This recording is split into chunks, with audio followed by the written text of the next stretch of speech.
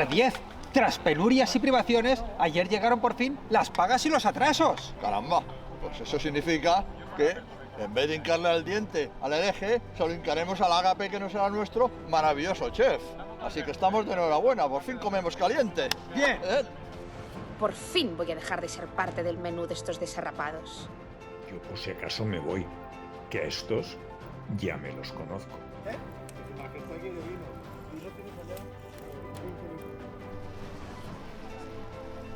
¿Cómo comen los oficiales? ¿Alguien quiere un burrito? Está bueno. Caldo. Un buen caldo, sí. Luis, es lo que nos toca a nosotros, un buen caldo.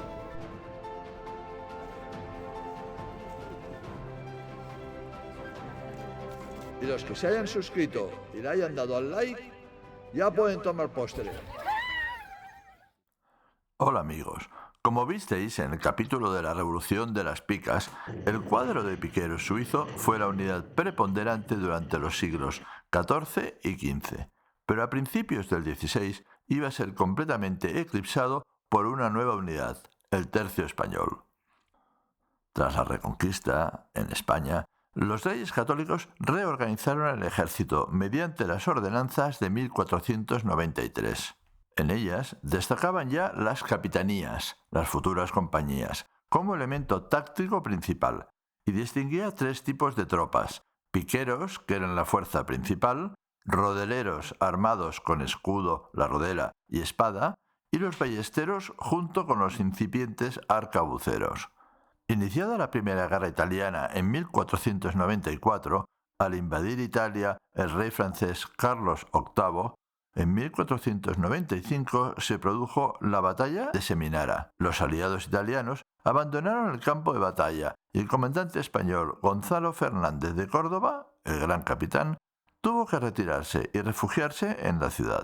La derrota le dejó claro que debía reorganizar sus fuerzas e introducir reformas si quería enfrentar con éxito a los siempre más numerosos ejércitos franceses, y apostó por el arcabuz como el arma del infante contra la caballería. Fernández de Córdoba desarrolló innovaciones que revolucionaron el arte de la guerra en el siglo XVI y que iban a dar a la infantería el papel preponderante que tiene hasta hoy en día. Creó las coronelías, formadas por 12 capitanías de unos 500 hombres cada una. De ellas, 2 eran exclusivamente de piqueros, mientras que las otras 10 estaban formadas por 200 piqueros, 200 rodeleros y 100 arcabuceros en sustitución de los ballesteros, lo que daba un total teórico de 6.000 hombres, 3.000 piqueros, 2.000 rodeleros y 1.000 arcabuceros. Cada coronelía debía estar acompañada por un escuadrón de caballería pesada, unos 300 jinetes, y otro de caballería ligera, también otros 300. Se había creado el embrión de una nueva unidad, el tercio español. No solo aumentó mucho la proporción de arcabuceros en la coronelía, sino que los organizó para que actuaran coordinadamente con los cuadros de piqueros. Además, se les instruyó para que una línea avanzara, disparara y marchara a retaguardia a recargar, mientras que la segunda línea avanzaba en posición y disparaba.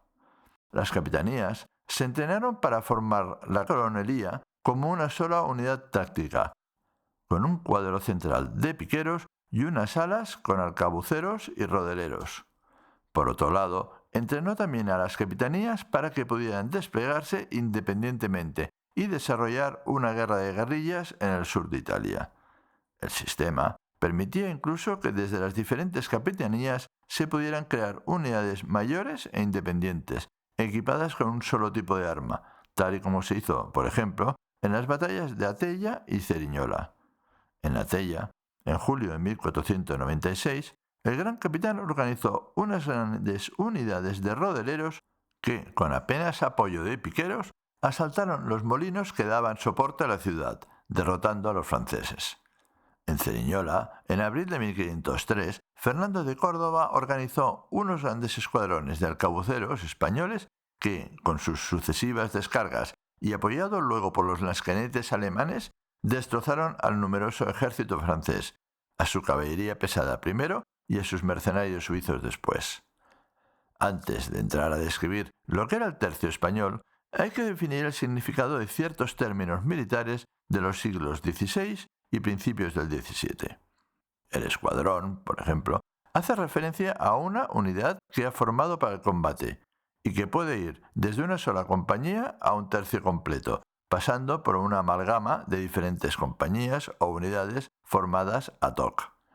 El tercio es principalmente una estructura administrativa, que también puede formar todo él en escuadrón para el combate. Estaba comandado por un maestre de campo nombrado por la corona. En Europa se da el nombre de regimiento a una unidad militar formada también por compañías y equivalente a un tercio español. Sin embargo, en España, el término de regimiento se reservaba para aquellas unidades cuya tropa era extranjera, como valones, flamencos y alemanes, y era comandado por un coronel, que no siempre era designado por la corona. La compañía es la unidad táctica básica del tercio o del regimiento. Originariamente, cada compañía combinaba hombres equipados con diferentes armas, picas, arcabuces y espadas, pero con el tiempo cada compañía se dotó de una sola arma, arcabuces unas y picas otras. Combatía siempre junta y estaba comandada por un capitán. El término viejo, en esa época, hace referencia a experiencia, veteranía, todo expresión de virtud, en contra de lo que la palabra viejo pueda presuponer en nuestra sociedad actual. Aunque se sigue debatiendo, no se sabe con certeza el origen del nombre tercio aplicado a una unidad militar. La denominación tercio aparece por primera vez en 1509, referida a una unidad militar formada por tropas españolas acantonadas en Nápoles y Sicilia, el tercio de Zamudio, por el nombre de su maestre de campo, Cristóbal de Zamudio, y que luego devendría en el tercio de Nápoles en 1513, y más tarde, hacia 1535, el de Sicilia.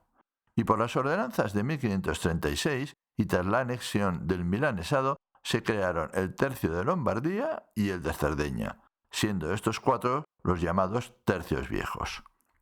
En 1536, con las ordenanzas de Génova, se reorganizó el ejército. Las coronelías fueron sustituidas por unas nuevas unidades con la mitad de efectivos, 3.000 hombres, pero más ágiles, los tercios, formados exclusivamente por españoles, y los regimientos formados solo por extranjeros.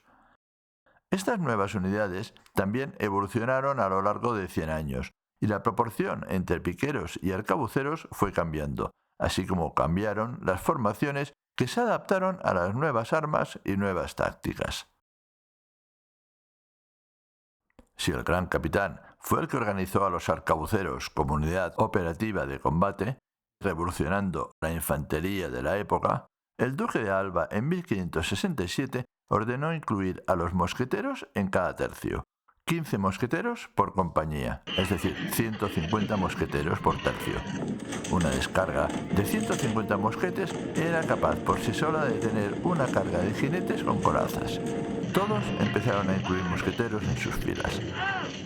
A inicios del siglo XVI, el tercio tenía 3.000 soldados y estaba formado por 12 compañías de 250 hombres cada una, y de las que 10 eran de piqueros, 2.500 hombres, era el 83,4%, y 2 eran de arcabuceros, mosqueteros, unos 500 hombres, el 16,6%. Para finales del siglo XVI, el capitán Martín de Gueruz, en su libro Discurso y Regla Militar de 1595, muy difícil de leer y aún más de entender, expone que el tercio seguía teniendo un total teórico de 3.000 hombres en 12 compañías. Además, las ordenanzas de 1598 ordenaban incrementar el número de mosqueteros por compañía de 15 a 20. Teóricamente, los piqueros de todas las compañías sumaban 1.200 hombres y formaban el centro del tercio, con un espacio central para los oficiales, banderas y escolta. Los 180 mosqueteros situados al frente del cuadro de picas, 4 mangas de arcabuceros con 340 hombres cada una, formados en las esquinas, y las guarniciones, con 120 arcabuceros cada una y que formaban en los flancos del cuadro de picas. Los tercios Tenían, además, una jerarquía bien estipulada y una serie de servicios anexos y de apoyo. El maestre de campo comandaba el tercio, nominado por la corona o por el comandante en jefe. No tenía por qué ser de sangre noble y solía ascender por méritos más que por cuna. Transmitía las órdenes del comandante en jefe o asumía el mando en ausencia del mismo. Además, se encargaba de impartir justicia. El sargento mayor era el segundo al mando y debía ser un militar con amplia experiencia y muy respetado por la tropa. Debía conocer el número exacto de hombres para hacer los cálculos con los que desplegar el tercio en cualquiera de sus formaciones tácticas, acorde con el terreno y con el plan de batalla.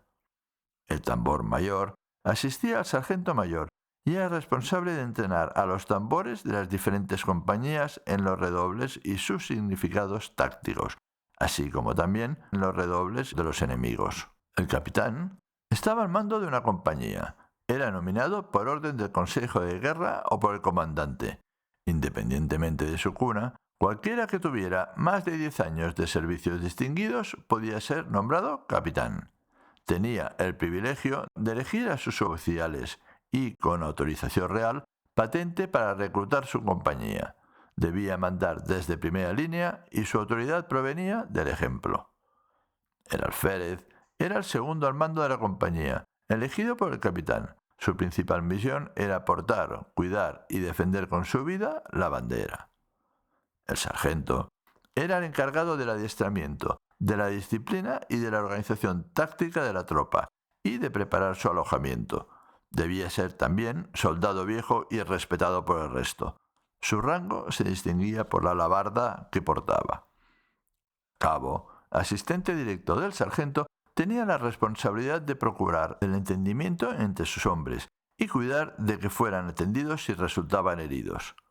Además, destacaba también el de Furriel mayor, que se encargaba de la logística, el del auditor y sus cancilleres, responsables de la contabilidad, los barracheles o policía militar, los médicos, cirujanos barberos y apotecarios a cargo de la asistencia sanitaria, y por supuesto los frailes. Habían 6 aspectos en que los tercios destacaban y se diferenciaban de los ejércitos de otras naciones. 3 de carácter administrativo, la logística, la sanidad y la meritocracia, y 3 de carácter táctico, las encamisadas, o como se diría actualmente las secciones de comando, la infantería de marina y la ingeniería militar. La logística, es decir, la capacidad por la cual se aseguraban los medios para que los tercios se pudieran movilizar, hospedar, entrenar y armar, tuvo su máxima expresión en el Camino Español, que, desde el norte de Italia en la Lombardía, discurriendo por villas y ciudades por los dominios del rey de España, permitían a las tropas alcanzar la ciudad de Bruselas, en Flandes, a unos 1000 kilómetros, en 56 días. El aspecto negativo lo aportaba la financiación, ya que la corona española estaba continuamente en crisis y bancarrotas. Otro aspecto fue la sanidad. Cada tercio en campaña contaba con sus médicos y farmacéuticos, y, a nivel de compañía, con sus cirujanos barberos y sanitarios.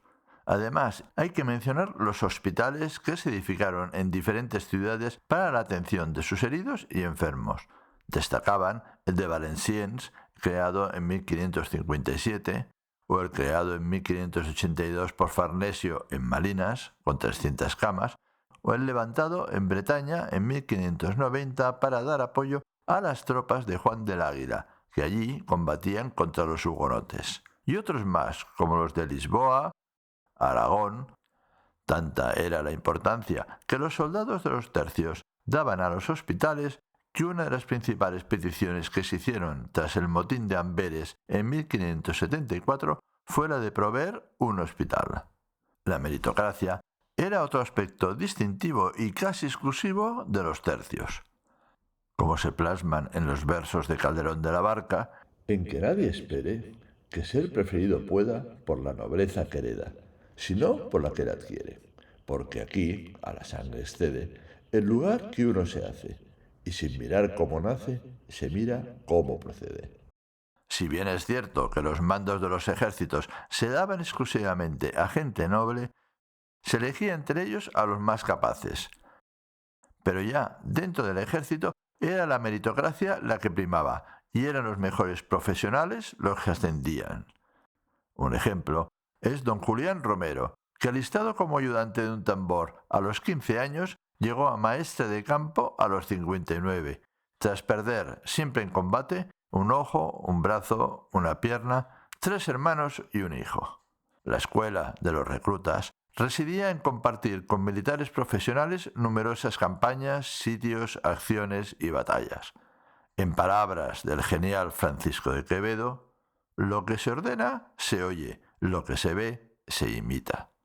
Meritocracia pura y dura, que junto a un espíritu de cuerpo, el ansia de gloria personal por Dios y por el rey y el deseo de ascenso social convirtieron a las tropas de los tercios en las mejores unidades de infantería durante casi un siglo y medio, combatiendo y generalmente venciendo a enemigos mucho más numerosos.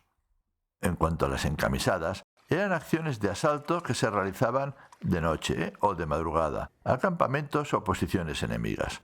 Algunas se cuentan entre las más increíbles hazañas militares de todos los tiempos y merecerán un vídeo en exclusiva en esta serie. Respecto a la infantería de marina, fue creada por el emperador Carlos I en 1537, al dar a las compañías viejas del mar de Nápoles un destino permanente en las galeras del Mediterráneo. Es la infantería de marina más antigua del mundo y fue indispensable para un imperio marítimo como el español.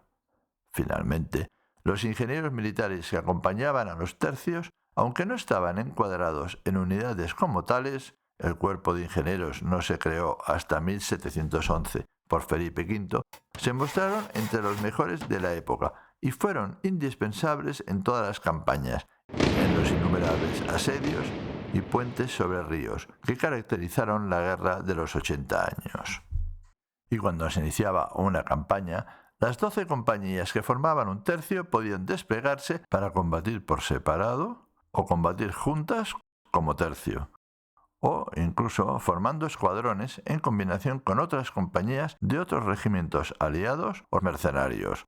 En el mencionado libro del capitán Eguiluz, sancionado por el rey, los tercios tenían bien estipuladas y detalladas sus diversas formaciones, a los que se llamaban cuadros, entre ellos el cuadro de gente, el cuadro de terreno, el cuadro prolongado o el cuadro en círculo, por citar a algunos. Dada la orden de despliegue por el maestro de campo, el sargento mayor y los diferentes sargentos debían realizar rápidos cálculos matemáticos para cuadrar el número de soldados presentes, piqueros por un lado y arcabuceros por otros, con el terreno en el que estaban y desplegar consecuentemente el tipo de cuadro adecuado. Para formar los diferentes cuadros había que tener en cuenta que un piquero ocupaba un pie cuadrado, 30 centímetros, a lo que se añadía otro pie a cada lado, y 3 pies para su frontal y 3 más para su espalda. Es decir, un piquero ocupaba un espacio rectangular de 3 pies de frente por 7 pies de profundidad, 90 por 210 centímetros. Con esta medida básica se disponía el cuadro central de piqueros, las guarniciones a sus lados y las mangas de arcabuceros en sus esquinas, para que cupieran en el terreno escogido. Y así con cada tercio y con cada regimiento hasta desplegar todo el ejército en el campo de batalla. Desplegarse de una manera u otra dependía del terreno, del enemigo al que se enfrentaba y de las fuerzas propias del ejército. Se avanzaba hacia los escuadrones enemigos mientras que los mosqueteros y arcabuceros iban descargando salvas por turnos. Cuando se iba a llegar al contacto, las guarniciones se retiraban a retaguardia y las mangas frontales se retiraban ligeramente para quedar fuera del alcance de las picas enemigas. Cuando se detectaba una gran superioridad del enemigo en caballería, el tercio se desplegaba como un cuadro de picas, con sus guarniciones y mangas de arcabuceros dentro del cuadro. Pasada la amenaza, los arcabuceros podían abandonar el cuadro y desplegarse en las 4 mangas clásicas. Para inicios del siglo XVII, el tercio había vuelto a evolucionar. Formaba ya con un pequeño cuadro de piqueros central, de 24 filas por solo 6 líneas de profundidad. Sus 2 guarniciones y solo ya 2 grandes mangas de arcabuceros en vez de 4 a derecha e izquierda. Los tercios usualmente estaban muy por debajo de sus números teóricos. Por ejemplo, tal como cita Mesa, en la campaña de San Quintín de 1557 habrían 207 hombres por compañía. En Flandes, hacia 1586, 60 hombres por compañía. Y también en Flandes, hacia 1596, unos 111 hombres por compañía. Aunque en la práctica esto hacía a las compañías más manejables. De hecho, una de las reformas que se atribuye a Guillermo de Nassau es hacer precisamente las compañías de unos 100 hombres. Los viejos tercios españoles dominaron los campos de batalla europeos durante casi 150 años y fueron la cuna de los excepcionales soldados conocidos como conquistadores. Para el soldado y el hidalgo español de aquella época siempre habría motivos para luchar y para hacerlo como el mejor. Entre comillas, siempre habría infieles que combatir, fortuna que conseguir y gloria que ganar. Pero para mediados del siglo XVII, otras estructuras organizativas como la brigada, el empleo masivo de mosquetes con llave de pedernal y finalmente la aparición de una rudimentaria bayoneta harían desaparecer a los piqueros y el tercio de arcabuceros y picas sellaría su destino y su posterior sustitución por el regimiento de fusileros. Y si este capítulo os ha gustado, no olvidéis suscribirse, darle al like y activar la campanilla para ser notificados de los nuevos vídeos publicados. Hasta luego amigos, nos veremos de nuevo por las tierras de Flandes.